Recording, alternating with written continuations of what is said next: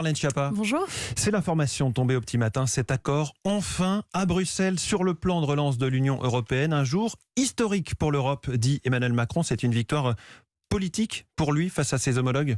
C'est absolument une victoire du président de la République et une victoire pour la France et je dirais même pour le couple franco-allemand. Parce que cet accord, c'est l'aboutissement, on l'a vu, de nombreuses heures, voire jours de travail.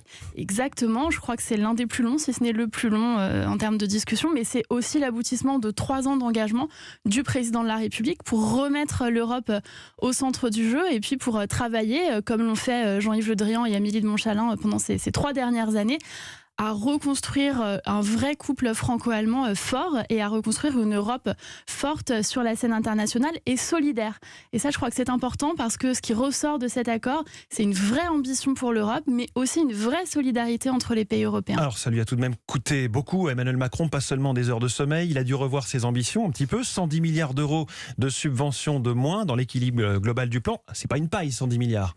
Non, vous savez, je crois qu'il y a des discussions qui se mènent, des compromis. Et quand on arrive au début de ces négociations, tous les observateurs disaient on n'arrivera pas, ils ne vont pas aboutir, ça va être trop difficile, il y a trop de divergences de vues entre les différents pays, etc. Et en fait, avec l'impulsion du président Emmanuel Macron et de la chancelière Merkel, je crois que les pays européens ont réussi à faire converger leurs vues et à s'engager. Comme vous le disiez, c'est pas une paille. Les montants qui ont été sur lesquels on aboutit, c'est pas une paille non plus. Et ça va considérablement soutenir notamment le plan de relance en France. Et ça, c'est important.